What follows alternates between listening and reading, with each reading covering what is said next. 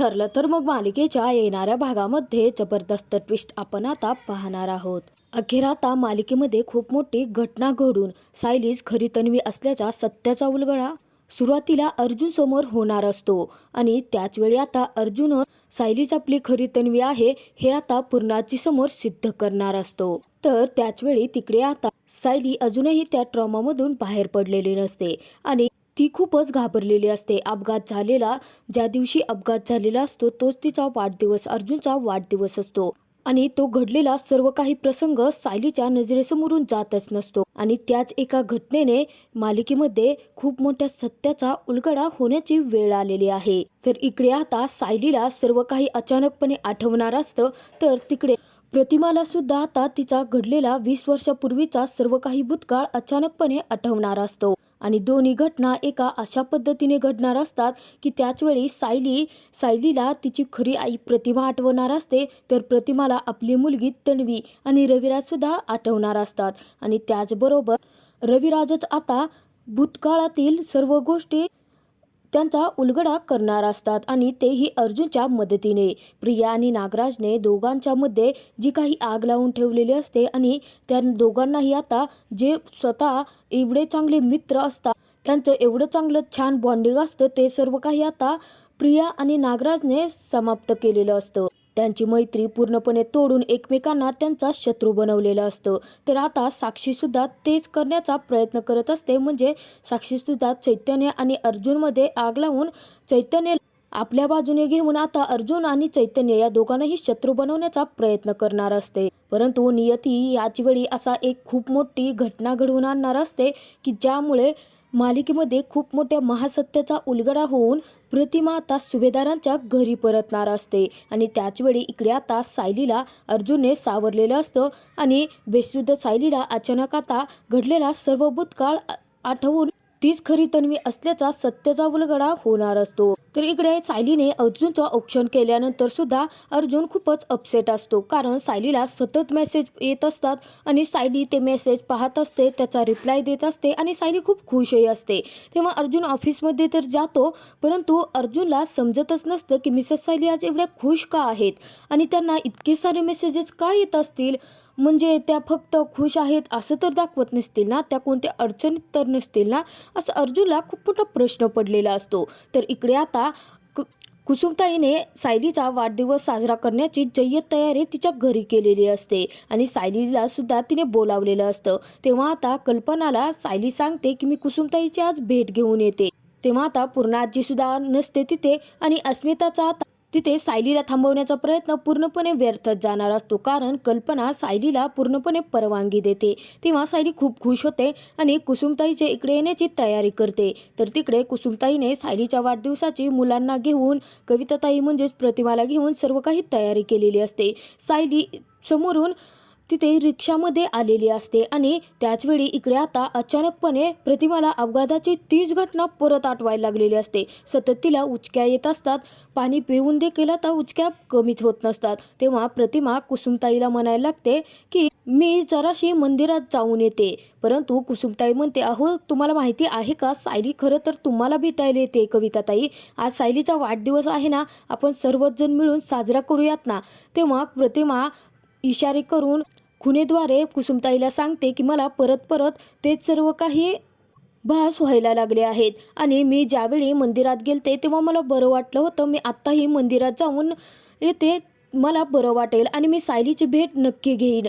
तर समोरून आता सायली रिक्षावाल्याने दिलेले पैसे मोजत येत असते। तर इकडे आता त्याचवेळी प्रतिमा समोरून येत असते। अचानकपणे सायलीच्या हातून पैसे खालती पडतात आणि खालती पडल्यानंतर नेमके ते पैसे प्रतिमाच्या पायात जाऊन पडलेले असतात आणि त्याचवेळी सायली ते पैसे उचलायला जात असताना अचानकपणे सायलीचा हात प्रतिमाच्या पायाला तिचा स्पर्श होतो हाताचा आणि तेव्हा प्रतिमाला असं वाटतं की सायली आपल्याला नमस्कार करते काय की, आणि नियतीने अशी काही घटना घडवून आणलेली असते की ज्यामुळे सायलीला तिच्या वाढदिवसा दिवशी तिच्या वडिलांचा तरी आशीर्वाद मिळालेलाच असतो, परंतु इकडे आता प्रतिमाचा म्हणजे तिच्या खऱ्या आईकडून सुद्धा आशीर्वाद मिळालेला असतो आणि नकळतपणे प्रतिमा सायलीला आशीर्वाद देते आणि तेथून जाते सुद्धा।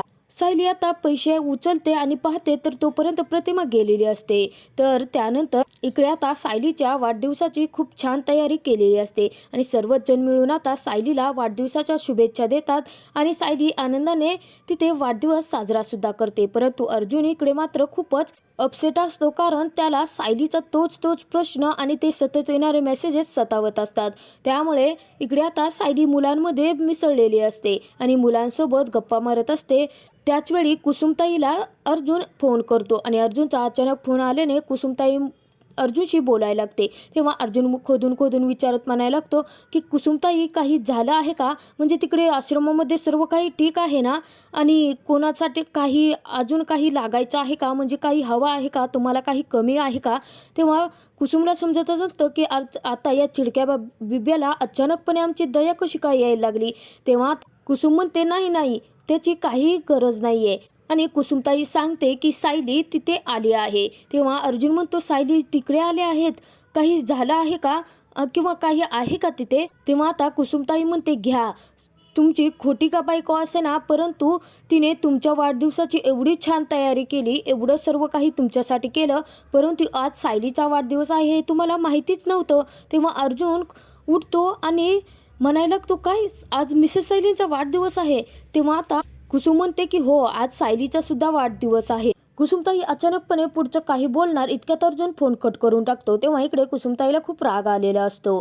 तर कुसुमताई आता कामामध्ये व्यस्त होते आणि त्यामुळे सायलीला ती सांगूच शकत नाही. तर सायलीला अचानक कल्पनाचा फोन आलेला असतो. त्यामुळे सायली आता अन्नपूर्णा ट्रस्टमार्फत जे काही अन्नदान हे करायचं असतं त्यासाठी सायली परत एकदा सुभेदारांच्या घरी गेलेली असते. तेव्हा अर्जुनला समजतं आणि अर्जुन विचारात पडतो की आता मिसेस सायलीने माझ्यासाठी एवढं छान सरप्राईज प्लॅन केलं, एवढं सगळं काही केलं आणि मी त्यांना काहीच देऊ शकलो नाही. तर आता चैतन्य म्हणतो की अरे, एवढा अपसेट का आहे? तेव्हा अर्जुन सर्व काही हकीकत सांगतो. तर आता चैतन्य म्हणतो, काय आज त्यांचा सायलीचा सुद्धा वाढदिवस आहे, अरे मग आपण सर्वजण मिळून साजरा करूयात ना.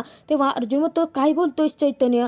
तुला माहिती आहे का, घरातील जर सर्वांना हे कळलं की आज सायलीचा सुद्धा वाढदिवस आहे, तेव्हा ते मला प्रश्न विचारणार नाहीत का की स्वतःच्या बायकोचा बर्थडे तू कसं काय विसरलास किंवा तुला माहितीच कसा नाही.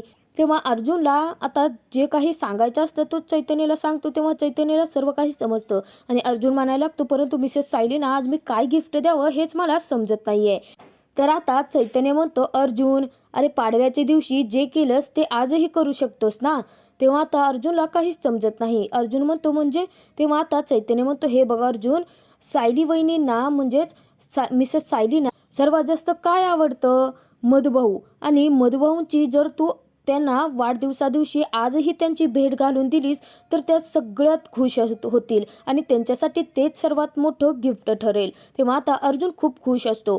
त्यानंतर अर्जुन आता सायलीला फोन करतो आणि तयार राहण्यासाठी सांगतो. सायलीला कळतच नसते की अर्जुनने अचानकपणे फोन केला आहे, त्यानंतर तयार व्हा म्हणून सांगितलं आहे, नक्की कुठे जायचं आहे.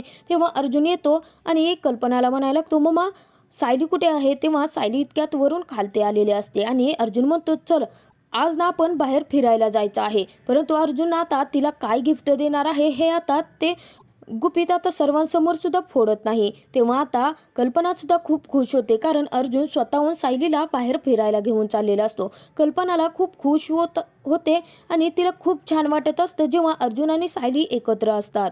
त्यानंतर कल्पना सुद्धा परवानगी देते. अर्जुन सायलीला घेऊन डायरेक्ट मधुभाऊंची भेट घेण्यासाठी घेऊन जातो. तेव्हा आता सायली मधुभाऊंकडे आल्यानंतर खूप खुश होते. सायली मधुभाऊंना मिठी मारायला लागते आणि त्यानंतर सायली खूपच रडत असते. तेव्हा आता मधुभाऊ म्हणतात, वेडाबाई, अगं रडतेस काय? आज तुझा वाढदिवस आहे ना. तुला माहिती आहे का, रात्रभर माझ्या डोळ्यातील पाणी थांबलेलं नव्हतं. तुला आश्रमातील सर्व गोष्टी आठवतात का सायली? अगं, आपण 12ला बरोबर वाढदिवस आपण सर्वजण मिळून तुझा साजरा करत होतो. तुला माहिती आहे का, आज खरंच मला तुझी खूप आठवण येत होती बाळा. तेव्हा आता सायली सांगते की मधुभाऊ, मला सुद्धा खूप आठवण येत होती आणि तुम्हाला माहिती आहे का, रात्री 12 वाजल्यापासून मला उचक्यात थांबत नव्हत्या. मला नक्की वाटलं होतं की माझी आठवण काढणारं दुसरं तिसरं कोणी नाही, माझे मधुभाऊच असतील आणि सरांनी आज मला तुमच्यापर्यंत इथे यांनी घेऊन आले आहे. तेव्हा सायली अर्जुनला थँक्यू म्हणते. तर अर्जुन म्हणतो, हे तुमचं गिफ्ट होत आज तुमचाही वाढदिवस आहे ना, तुम्हाला काय वाटलं की तुम्ही नाही सांगितलं म्हणजे मला समजणार नाही का? तेव्हा आता मधुभाऊ सांगायला लागतात की माझी साऊ अशीच आहे, स्वतःसाठी काही करणार नाही, परंतु बाहेर प्रत्येकासाठी ती झटत असते, प्रत्येकाच्या आनंदात ती स्वतःचा आनंद मानते. मी कुसुमला सुद्धा म्हटलं होतं की साऊ जरी सासरी असली तरी ती कोणाला, अगदी जावई बापूंना सुद्धा सांगणार नाही की तिचा वाढदिवस आहे म्हणून, आणि ते खरं ठरलं. तेव्हा आता सायली हसायला लागते. त्यानंतर अर्जुन सायलीला घेऊन मधुभाऊंकडून येत असताना अर्जुनच्या मनात अचानक प्रश्न निर्माण होतो आणि तोच प्रश्न आता सायलीला विचारावा असा वाटतो. अर्जुन म्हणायला लागतो, मिसेस सायली, मला हे तर समजले की आज तुम्ही आजच्या दिवशी मधुभाऊंना सापडला होता, परंतु तुम्ही कुठे सापडला होता? म्हणजे तुमच्या बालपणीच्या कोणत्याही आठवणी तुम्ही मला अजून सांगितलेलेच नाहीये. आणि अर्जुन नेमका त्याच मंदिरापासून चाललेला असतो जिथे प्रतिमा, रविराज आणि तन्वीचा ऍक्सिडेंट झालेला असतो आणि इथे रविराजांचा ऍक्सिडेंट झाल्याची गोष्ट अर्जुनला सुद्धा माहिती असते. आता ते मंदिराच्या ठिकाणी येता क्षणी सायली परत त्या ट्रॉमामध्ये परत जाते आणि सायलीला घडलेला अपघाताचा प्रसंग पूर्णपणे आठवायला लागलेला असतो. एका ट्रक ड्रायव्हरने आपल्या गाडीला धडक मारली होती आणि आपली गाडी इकडेच बाजूला येऊन दरीत पडली होती. तो सर्व प्रसंग आठवत असताना ट्रक ड्रायव्हर म्हणजे बाबू, आणि बाबूने ट्रकमधून इशारा करून मागे छोटी तन्वी खेळणं घेऊन खेळत असते आणि तिला इशारा करून मी तुला आज मारणार असं सांगितलेलं असतं आणि बरोबर तिथेच आता धडक दिलेली असते. तेव्हा आता सायली प्रचंड घाबरलेली असते. इकडे अर्जुनचं प्रश्नाला सुरुवातच असते. सायलीचं अर्जुनकडे लक्षच नसतं. अर्जुन सायलीला विचारत असतो की तुमचा वाढदिवस तुम्ही आश्रमात कसे साजरा करायचा, म्हणजे सर्वच जण मिळून साजरा करायचा का? मी, अश्विन, अस्मिताताई, आमच्या बालपणीच्या जशा खूप साऱ्या गोष्टी आहेत ज्या पूर्णाजी, आईन, ममाकडून तुम्हाला ऐकायला मिळतात, तसंच आता तुमच्या बालपणीच्या काही आठवणी असतील तर मला सांगा ना, मला ऐकायचं आहे. परंतु त्यावेळी सायली खूपच अस्वस्थ झालेली असते. सायली वेड्यासारखी इकडे तिकडे पाहायला लागलेली असते. अपघाताचा तो प्रसंग सायलीच्या नजरेतून दूरच होत नसतो आणि सायलीला घडलेला प्रसंग आठवत असताना सायलीला खूप घाम फुटलेला असतो. सायली खूप विचित्र वेड्यासारखी इकडे तिकडे पाहायला लागलेली असते. तेव्हा अर्जुन खूप घाबरतो आणि काय झालंय मिसेस सायली, तुम्ही ठीक आहात ना, असं अर्जुन विचारायला लागतो. परंतु सायलीचं लक्ष अर्जुनकडे नसतंच. सायली वेड्यासारखी इकडे तिकडे पाहायला लागलेली असते. तो प्रसंग आठवल्यानंतर सायलीचं अंग पूर्णपणे थरथर कापायला लागलेलं असतं आणि अर्जुन म्हणत असतो, मिसेस सायली काय झालं आहे? सायली त्याच वेळी आता सायली खूप मोठ्याने किंचाळते आणि गाडी थांबवा, गाडी थांबवा असं म्हणायला लागते. अर्जुन आता नेमकं घर आलेलं असतं आणि तिथे गाडी पटकन थांबवतो तर सायली आता कसलाही विचार न करता खालती उतरते आणि तशीच पळत आता अंगणामध्ये जाते. आणि ज्यावेळी अंगणामध्ये गेलेली असते तेव्हा बालपणीच्या सर्व काही प्रसंग सायलीला आठवत असतो की अर्जुनला पूर्णाजीने गळ्यातील लॉकेट दिलं होतं आणि तेच लॉकेट आता तन्वीला सुद्धा हवं असतं आणि ते तन्वीला हवं आहे म्हणून अर्जुनने स्वतःच्या गळ्यातील ते लॉकेट काढून त्यानंतर ते तन्वीच्या गळ्यामध्ये घातलं होतं आणि दोघेही पकडापकडी खेळत होते.